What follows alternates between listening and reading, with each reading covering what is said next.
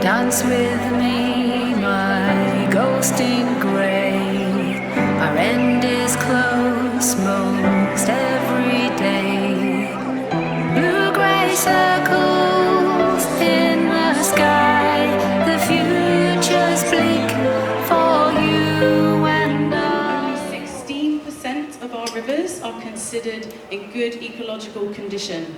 We can all take part in nature's restoration. Ownership does not have to be the only way that we take guardianship. We are all custodians of the landscape. We can all take part in its restoration. We can all reclaim our right to care and protect this land, and we need an extended Right to Roam Act to do so. It's no longer safe to swim in many of our rivers. Whilst the French put £1.4 billion into cleaning up the Seine to host the wild swimming events, open water swimming events in the Olympics, what do? 57 swimmers get sick off the coast of Sunderland when we were holding the World Triathlete events just a few weeks ago.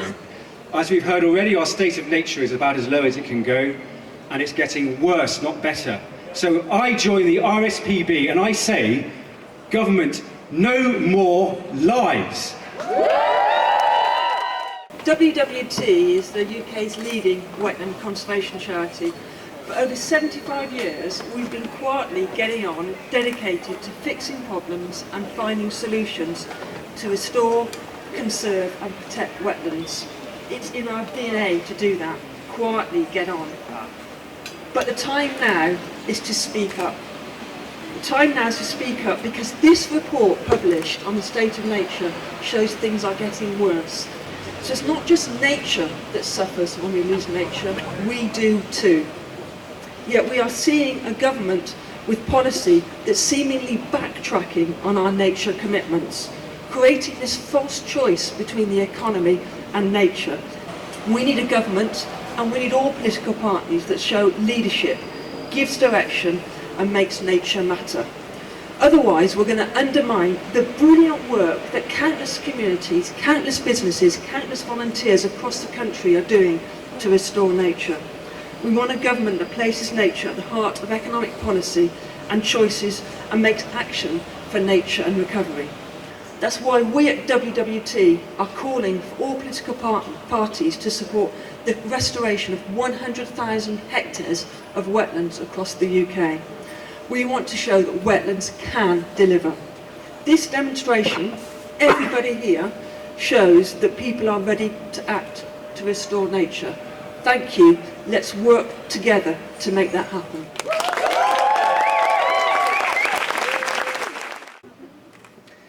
I'm a PhD student in air quality at Imperial College. I'm just coming to the end. I'll finish in January if anyone wants to give me a job. I'm a member of Scientists for Extinction Rebellion. We know air pollution is bad for human health. Indeed, it's the greatest environmental risk to health. But a broad consensus on the impacts of air pollution on wildlife is lacking. We do know, however, that air pollution reduces bird fitness by 82% in over 200 studies. This includes causing DNA damage, reducing offspring number, negatively affecting foraging behaviour, plumage coloration, reducing body size, and overall survival. The number of studies on bird health from air pollution has increased over the past 5 years, but it's mainly concentrated in Europe. Only 5% of studies were based in the southern hemisphere, highlighting the imbalance of funding and focus in science. Increasing wildfires affects bats' roosting habitats and insect diet, resulting in less flight activity. Plants are affected by ground level ozone and nitrogen dioxide and sulfur dioxide. By inhibiting photosynthesis, leaves and needles discolor. They become more susceptible to insect attack. And as we know from Dutch elm disease, reducing plants' defenses against insects can be disastrous. Aviation is one of the fastest growing sources of greenhouse gas emissions and is driving climate change And airports, we know, create incredible noise and light pollution. They increase the heart rates of deer, reduce bat numbers and birdsong amplitude. But we know so little about the air pollution coming from airports. We do know that air pollution is very, very small. So small, in fact, that it can get through the eyes. But there's practically no research on this kind of air pollution on humans, let alone on wildlife. But we can't wait for more research to tell us how nature is being killed. It's not like we will suddenly realise that air pollution is good for wildlife. As you'll hear later on, this is not an information deficit, this is a power deficit.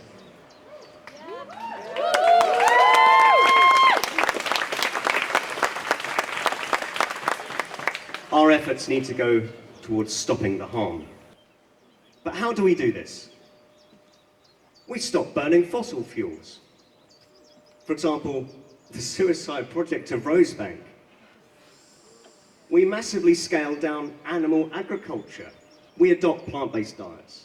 We burn urban wood burning. We increase cheap public transport nationwide. We scale down airports. We stop flying. We reduce flying drastically. We reduce mining, and we rewild like hell.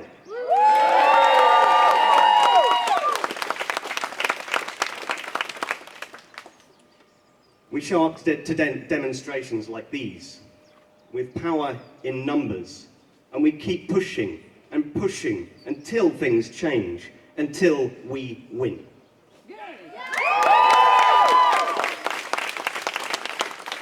We know air pollution kills people, but it's time we think about how air pollution kills the rest of nature as well.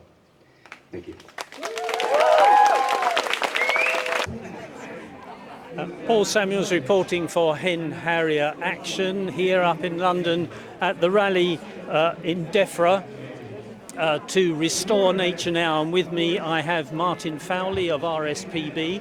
And I wonder, Martin, can you say what's your main motivation for being here today to support the rally? Well, the State of Nature report was released yesterday, and that showed that 1 in 6 species in the UK is in danger of being lost.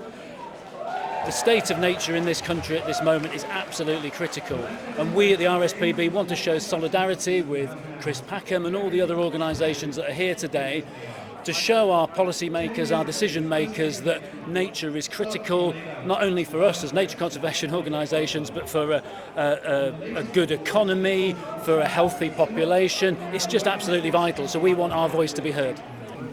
What, in terms of today's rally to restore nature now, is your main priority?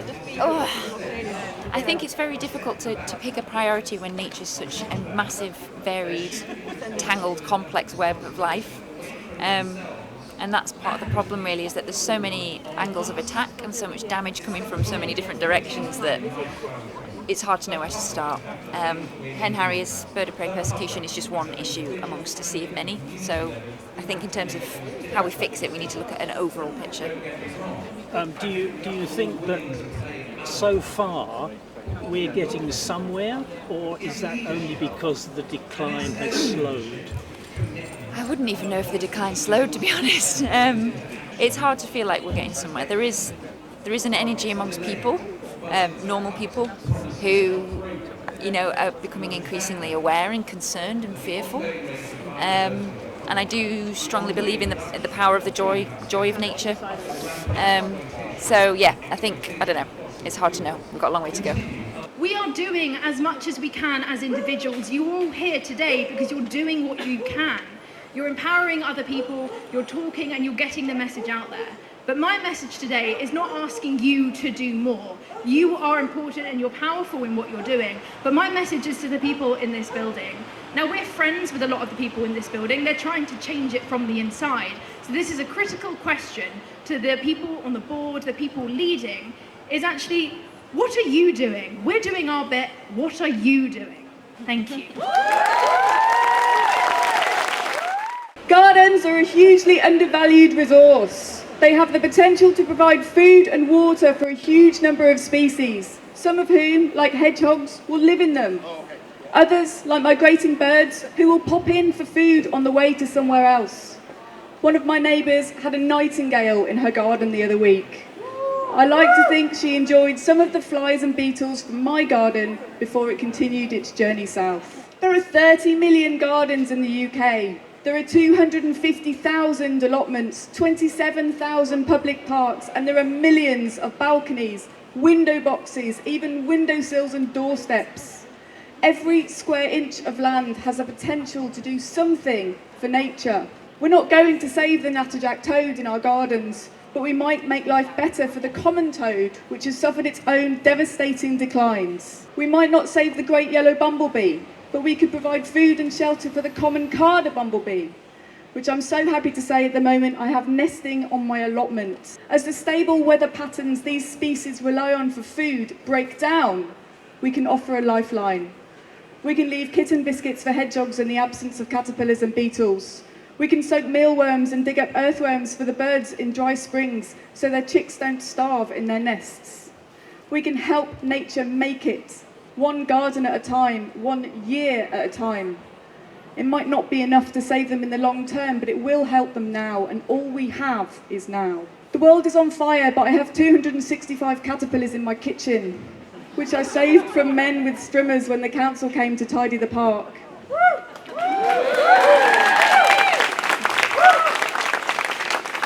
9,000 emperor penguin chicks lost their lives in the Antarctic as the ice thawed beneath them last year. But I've got 5 baby robins bowling around my garden because I fed them when there was no natural food in the driest spring I have ever known. If you grow plants, there is always a future. And so while we fight, and while we protest, and while we vote out this criminal government, we must do everything we have in our power to help the species living among us. We must look the climate and biodiversity crisis in the eye and do something about it. We must take action in whatever way we can, one garden, one park, one balcony at a time. Because extinction rebellion starts at home. My name's Dan. I work for Butterfly Conservation. I've been really fortunate and privileged to have a job in the conservation sector for the last 20 years, and I have utterly failed. Yesterday's State of Nature report, thanks for the criticism. Yesterday's State of Nature report makes grim, devastating reading. There is no let-up in the catastrophic decline of our wildlife. We're one of the most well-studied places on Earth for wildlife. We've never had better data on the state of nature. And when alarm bells are ringing right across the natural world, we need to listen and act.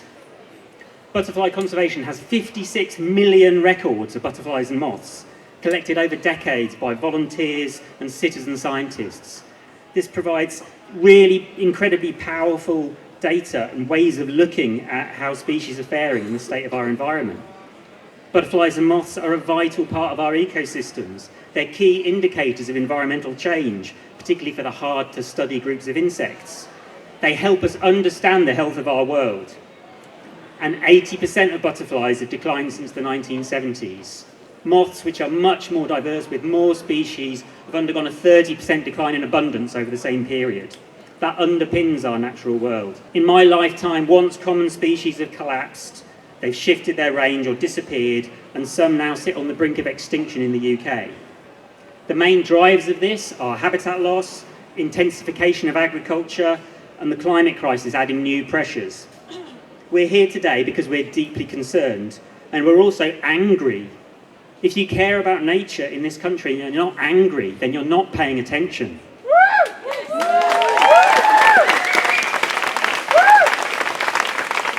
When I look around, there's an amazing array of knowledge, expertise, passion, and determination represented here today. Not just the people who are here, but the people we stand for, the people who support us in our organisations, who allow us to have this platform. We know what needs to be done to recover nature. We must restore habitats at a landscape scale to save species, build a resilient nature network that can adapt to our rapidly changing climate. By working together, conservationists, farmers, scientists and volunteers have shown that declines are not inevitable. Species like the checkered skipper and the large blue have been reintroduced. Populations of threatened butterflies like the Duke of Burgundy have bounced back after concerted effort. This shows what's possible, but it's a tiny contribution. In every corner of our country, people are working together to fight back for nature. The science is clear. Urgent action must be taken now to halt these declines and restore our natural environment, because it can't wait. We've heard this from speaker after speaker. Yet our leaders not only fail to act, they're accelerating in the wrong direction. They're dismantling wildlife protection, investing in the ongoing destruction of the natural world. Politicians promise to be the greenest government ever, at the same time as slashing through the policies that protect and support nature. They claim to be on track for net zero and rip up the pathway to get there. They are literally gaslighting us. They promise no weakening of environmental regulations while trying to dismantle the habitat directives, the strongest piece of nature protection we have, approving a cocktail of 36 pesticides for use in the UK that are banned in the EU. If you care about nature, you must hold your politicians to account and demand action for nature. Those who hold power on our behalf need to hear that we won't allow them to continue trashing our natural world.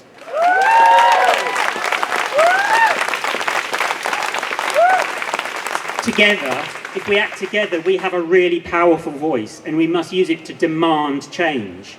That's why Butterfly Conservation is joining the call today to restore nature now.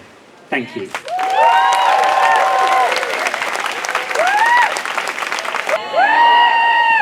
What do we need to do? Restore nature now. What do we need to do? Restore nature now.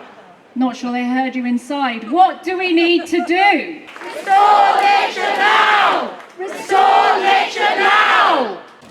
25 years ago, I stood in a packed village hall and I told the audience that we'd lost 97% of our wildflower meadows. I thought people would care. I'm an ecologist and I care about these things, but somebody said from the back of the room, we've got 3% left. Isn't that enough? That day I decided to spend my life and my career showing that nature can be put back. I became a doer. I've spent my career in nature conservation, leading one of the most brilliant wildlife trusts with the most fantastic team. We buy land, loads of land. We rewild land. We're restoring habitats. We are rewiggling rivers. We're bringing back missing species. We're educating children. We're building partnerships. We are finding solutions. We can show that it works. There's otters now in every English county, and they were extinct 30 years ago. There's an otter over there. Here for the otters! We love an otter. So we can do this, but yet a tiny, tiny percentage of our land is in good condition for nature. Just 4% is in good condition. That is criminal. What's going on? It's not enough. Our nature reserves, our designated sites and our projects are affected by what happens all around them. They are polluted. They are hemmed in by development. They are trashed by recreational pressure. We are struggling to do our jobs, which is why we have been pushing for such a long time for 30% of land and sea to be restored for wildlife by 2030. Now, the good news is that that is a target that 188 countries have signed up to under the Global Biodiversity Framework. But will it be delivered? 12 years ago, I worked here at DEFRA. I helped write the Natural Environment White Paper, an amazing document. I had huge hopes then. I was really positive about the government. They committed to landscape scale recovery. They committed to the Lawton principles of bigger, better, more joined up landscapes for nature. The 2010 HE biodiversity targets had just been set in that year as well. And here we are in 2023. None of those, well, 17 out of those 20 targets were not met. The white paper delivered a couple of pilot projects, but little else. And we've now heard from all of the speakers today about the State of Nature report. It gets worse every year. DEFRA will say we've got world-leading targets, the Environment Act, the Improvement Plan, the Plan for Water, environmental schemes for farmers. These are documents. What matters is delivery doing implementation, and there's not enough of that.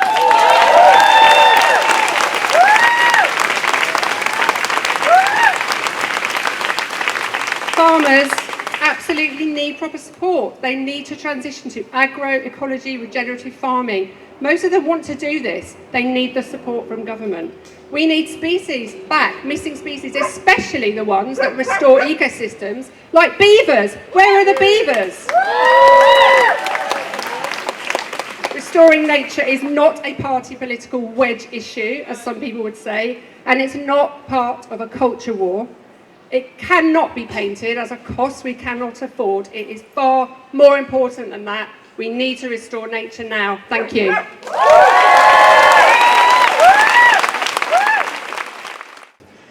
So sometimes songs do it better than anything else to vision what it would be to live in a world where nature and us lived in great harmony and we lived lives of constant awe and amazement and wonder.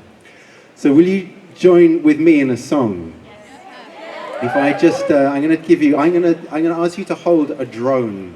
This is a song about pilgrimage. It's been inspired by the Right to Roam movement who are here and all those who know the power of walking and being out on the land to heal. So you can sing with me, and this is your note, a couple of notes.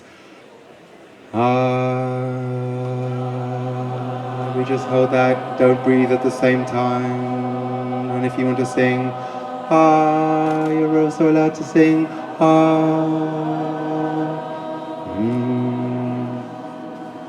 This is called Green Mossy Banks.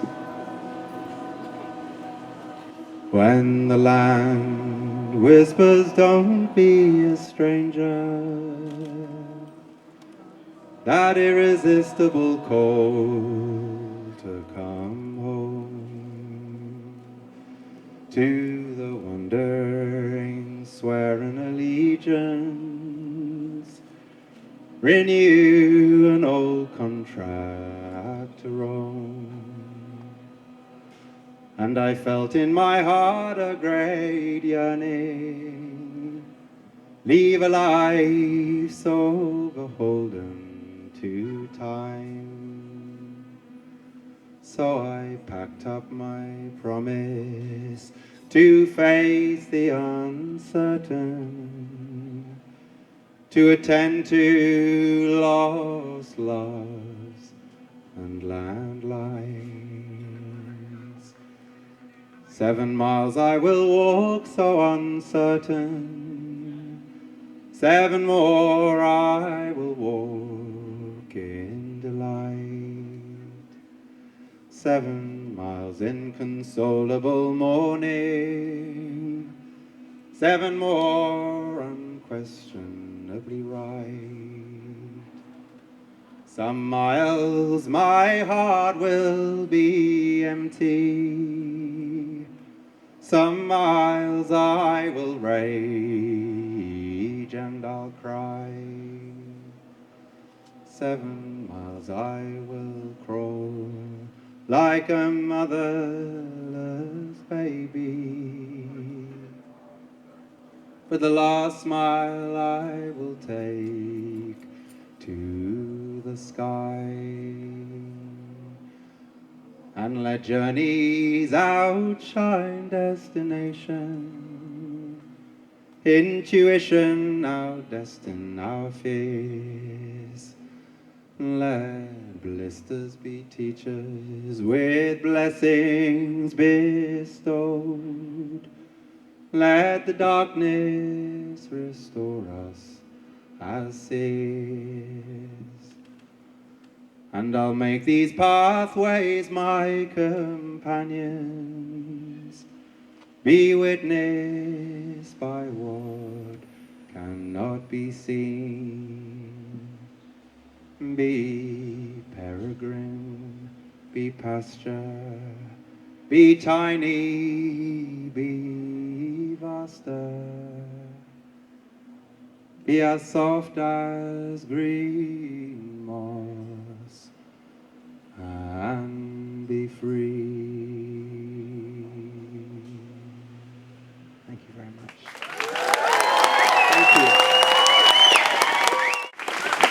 Thank you very much. And what a beautiful song. Can we have another round of applause? That was amazing.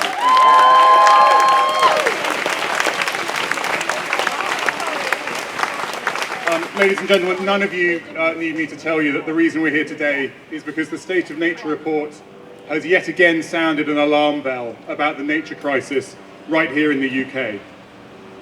And let's not sugarcoat it, it's bad. It confirms our status as one of the most nature-depleted countries in the world. Loss of nature means loss of our life support system. Nature provides for us and it protects us. It makes us healthier in body and it makes us healthier in mind. Without it, we're in deep, deep trouble. But among the alarm bells, there are notes of optimism. The report details the impact that people have had on nature in this country, especially from our intensive farming and the increasing effects of climate change. But it also shows the impact of people on nature can be positive. For thousands of years, we've lived as part of nature on these islands. We've shaped the fabric of our environment, from insect-rich wildflower meadows to networks of hedgerows that act as arteries for nature, connecting our landscapes together. Many of our most precious habitats are there because of people. So the loss of nature is not inevitable. It's the consequence of our choices. In recent decades, as a society, we've made bad and unsustainable choices. We've incentivized intensive food production on land and the overexploitation of our sea. We've pushed nature out, and we've taken more than it has to give. But that means we can also choose to bring nature back. We can choose to produce food using nature-friendly farming, to provide flood protection by restoring our rivers and our wetlands, to replant our seagrass meadows and re-establish our salt marshes. We can choose to embed nature in decisions about planning and development, in our trade deals and in our financial investments. If we make those choices, we can create a future where we all benefit because nature is woven into the fabric of our country, in our towns and cities, our farms, our rivers, our coasts and our seas. And we know that this is a future that people want. I talk a lot to farmers.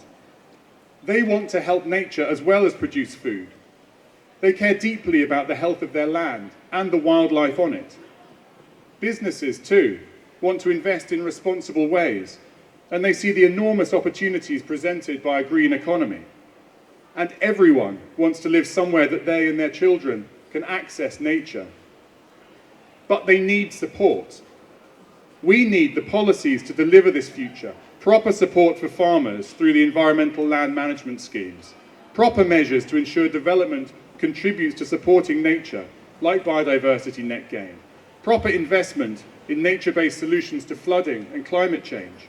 In short, we need a proper, joined-up government approach to tackling the nature crisis, the climate crisis, and meeting the needs of people. But instead, what do we have? A trail of broken or incomplete promises. The government has signed up to targets on climate and nature, but it is not doing what is necessary to meet them. It is rowing back on its commitments and delivering an incoherent, piecemeal approach that prevents the kind of planning and investment that we need to meet these generational challenges. A future is possible where our islands hum with nature, where we meet our climate targets and where people thrive. But it needs leadership. We are here today to demand that leadership before it's too late. We have to restore nature now. Thank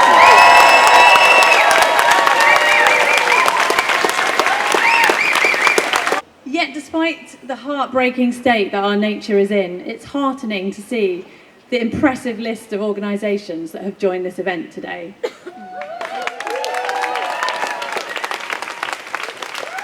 In XR, we see a critical need for organisations to unite in a powerful alliance to protect our planet. This shouldn't be hard. We're here for every living thing on this earth.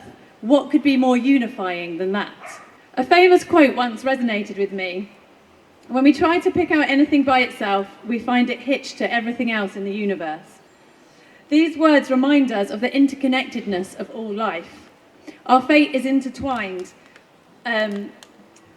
with the fate of every species, every ecosystem, and every community. We are nature, and nature is us.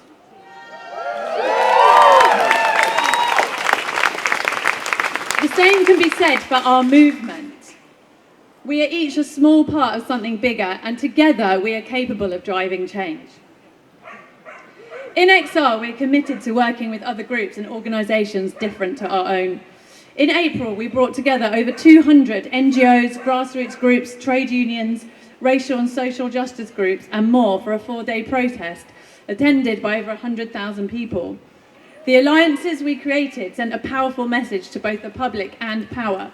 We are serious about driving change. So serious we can find a way to work together despite our differences. There will always be challenges when working with others. We all have different drivers, priorities, and theories of change. It is imperative that we recognise that this is not a choice between humans and nature, between people and trees. We are an integral part of nature, and our survival is inextricably linked to the well-being of our planet. Its plight is our plight, and its restoration is essential for our survival. Climate change and nature degradation disproportionately affect vulnerable communities, often exacerbating existing inequalities. People in low-income areas, indigenous communities and marginalised populations bear the brunt of climate-related disasters and resource depletion. Their human rights, including the right to life, food, water and health, are under threat. Climate change is a global crisis, but its impacts are profoundly local and deeply personal. Our world has a lot of problems, but we cannot address them in isolation. Together we have the power to effect change on a scale previously unimaginable. We must recognise that our work is not separate, but part of a larger interdependent mission to protect this beautiful planet. The challenges we face are immense, but so is the collective power of our voices and actions. Let's stand together in this critical moment in history and work tirelessly to ensure that our children and grandchildren inherit a world where human rights are upheld, animals and nature thrives, and the beauty of our planet endures for generations to come.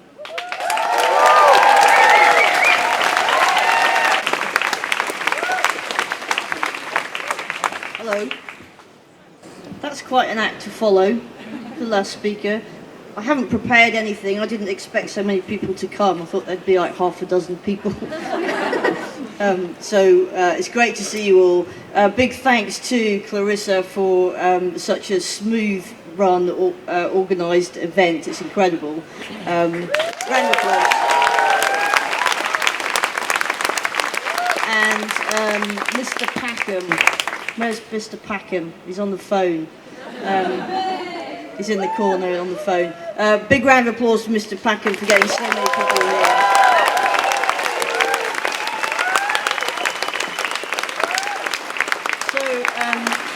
I've only got a few minutes to talk, so I thought I would talk about birds of prey. They're my thing. By birds of prey, for those of you who don't know, I'm talking about species like golden eagles, white-tailed eagles, goshawks, red kites, short-eared owls, and particularly a species that looks kind of like this, the hen harrier. The hen harrier is probably the most persecuted raptor in the UK, mostly killed on grouse moors by gamekeepers because they think that hen harriers are going to ruin their shoots for them. Since 2018, the grouse shooting industry announced that hen harriers were going to be welcome on grouse moors all of a sudden, and there was going to be no more killing. And I've been keeping a record of how many hen harriers have been killed since 2018. When we got to 30 illegally killed birds, I thought that the government might say something. They didn't say anything. Then we got to 40. I thought, okay, now they're going to say something. They didn't. 50, 60, 70, 80, nothing. We passed 100 a couple of weeks ago. It was 101 actually. Still nothing, no response from the government at all. We're currently on 110 hen harriers. either missing in suspicious circumstances or found illegally killed on or close to grouse moors. When I say illegally killed, these birds are poisoned, they're shot, they're trapped. We've had one who had its head pulled off while it was alive, and its leg was pulled off as well, and its body just left on the moor to be found. There's another one who's carrying a satellite tag that had a harness to that you fit the tag to the bird on. That bird disappeared, but the satellite tag in the harness was found attached to a crow. And the only way that harness could have been taken off that hen harrier intact would be for the hen harrier's wings to be pulled off. Whether that was done when that bird was alive or dead, who knows? The point is, all these hen harriers keep going missing, keep being killed, and still the people in this building are doing absolutely nothing about it. When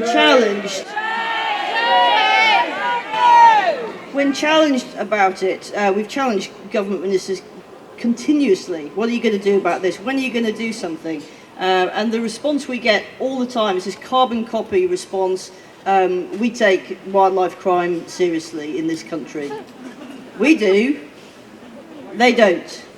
My message is for the people in government and the people in this building behind us who are probably watching us on that security camera up in the corner there. I noticed that they haven't come out to see us. We're coming for you because we're not going to put up with this for any longer. We are sick and tired of these birds being killed. Thank you all for coming.